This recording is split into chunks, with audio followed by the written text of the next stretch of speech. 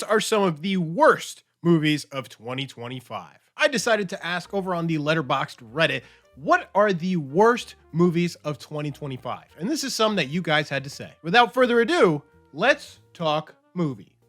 Before I start this list, I want to start with some honorable mentions that I've seen this year. Starting off with Karate Kid Legends. I didn't like it. I just felt like the pacing and the shots were way too quick for this movie. It needed at least about a half hour of more story to give a damn about these characters and the story overall. Slow down, baby. Freakier Friday. It was definitely one of those capital, let's try and get the nostalgia check on this one. I'm not seeing enough movement. Did it work? I guess. Did I like it? Honestly, I would love to know how fat the cash cow is. Evidently not big enough, because then you have movies like The Smashing Machine, where you rely on star power to help sell your movie.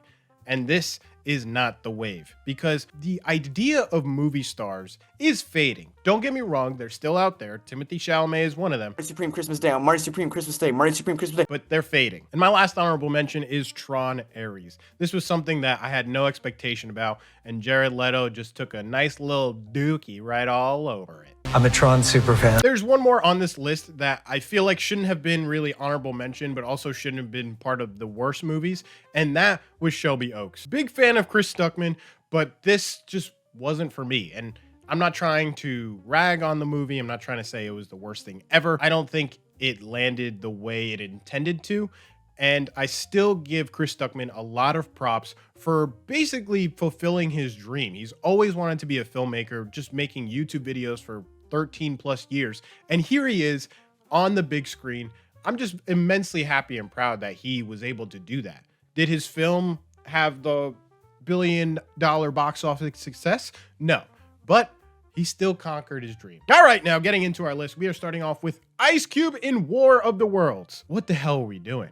You could tell that this was very low budget, so dramatic and exaggeratory that it's just like, can we cancel all this? Blocked and reported. Next is Electric State, starring Chris Pratt and Millie Bobby Brown. This goes right back into the whole don't rely on star power to sell your movie, because it's not gonna work. And Electric State is another perfect example. This was also on the tail end of when Chris Pratt was being cast in nearly everything. I mean, Mario, Garfield, Star-Lord, and then this. There was also Jurassic World, but we'll get back to that. But a lot of you had said Electric State as one of the worst movies of 2025.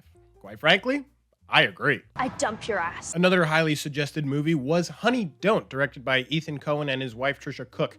This had a very interesting and intriguing cast. I was hooked. This didn't hit the mark for me. By the third act, it felt like we were watching a different film.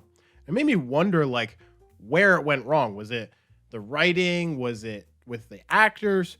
Where did it unravel? This next one, which you all know my stance on, is The Strangers Chapter 2. This is definitely one of the worst movies of 2025, if not the worst. But there could be some competition. I saw people saying that the second one was better than the first. What are you talking about?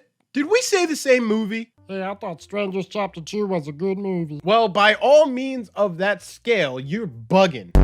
Though this movie, in my opinion, was better than The Strangers Chapter 2, not by much, and that is Jurassic World Rebirth. I thought with Mahershala Ali, Scarlett Johansson, Jonathan Bailey, Rupert Friend, I thought this movie was in the bag that it was going to be decent. But is it just me, or are the Jurassic World movies just kind of fading? Is Jurassic World as a film series, saga, however you want to spin it, is it fading off? Because Jurassic World Rebirth made me feel that way. Burn it all. Y'all are hilarious for this one. And a lot of you on that Reddit actually forgot that this came out this year. And that's the Minecraft movie. We'll take a beat and understand why they would make this. However, Why would you make it? and if you were going to make it, why didn't you animate it? No, you decided, hey, let's get Jason Momoa and Jack Black to do live action Minecraft. Why would you do that? Look, no disrespect on Jack Black, no disrespect on Jason Momoa.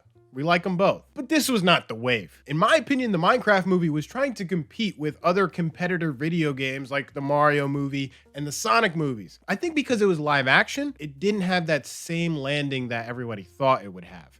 But what makes me laugh about it is that it's aware of what it is, and there's times where it kind of makes fun of itself. You guys went crazy on this one, and that's Megan 2.0. I wasn't too much of a fan of the first one, I will admit.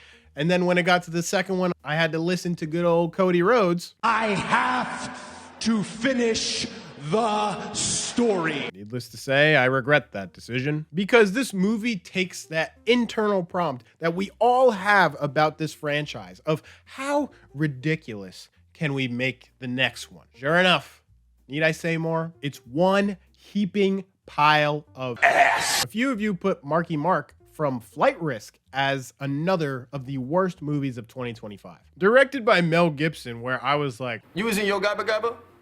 Yeah, one episode like 10 years ago. he directed this? Add that to a script that has barely any dialogue that gives anything to the story. And then add that on top of Marky Mark's terrible performance here. Bald. To me, that was one of the only good things about this movie. Bald. Before I bring out the worst movie of 2025, I want to talk about some movies that y'all said that just had me going, huh? So somebody said Sinners, and when I saw that, I immediately thought that they were bugging. Oh, Sinners is too well. That's the point, guy. I can understand if a movie comes off way too woke that it would deter the viewer. But this, you're bugging, my guy. And then y'all said weapons, and I was like, no. Y'all are tweaking right now. Ain't no way that y'all are gonna call one of the best horror movies of 2025 A dud. because let's face it, Weapons will probably be one of the best movies of 2025. I'm talking to you because you put that comment and you knew you were in the wrong. Deep down, I feel it. He just knows that he loves this movie. I just can't prove it yet. So finally, the moment you've all been waiting for, the worst movie of 2025. And that would be the Smurfs movie. I did not dare to watch it, but y'all put it in the comments and I had to oblige. I mean, when you have someone like James Corden, who's already got a bad rap, but hey, Rihanna's in there. Oh, Rihanna! That's another star that you're using to sell this movie. What did I say before? You can't do it because movie stars, yes, they don't exist. No, poof, God. So Hollywood, put your eggs into the story, not into the basket of actors that are out there, because star power can only sell you so much. Then you're getting hit with the actual story that has nothing. Most of these movies made me either want to vomit, crash out, or end the existence of filmmaking entirely. But that's my list. I hope you all enjoyed, and in case I don't see you, good afternoon, good evening, and good night. Peace.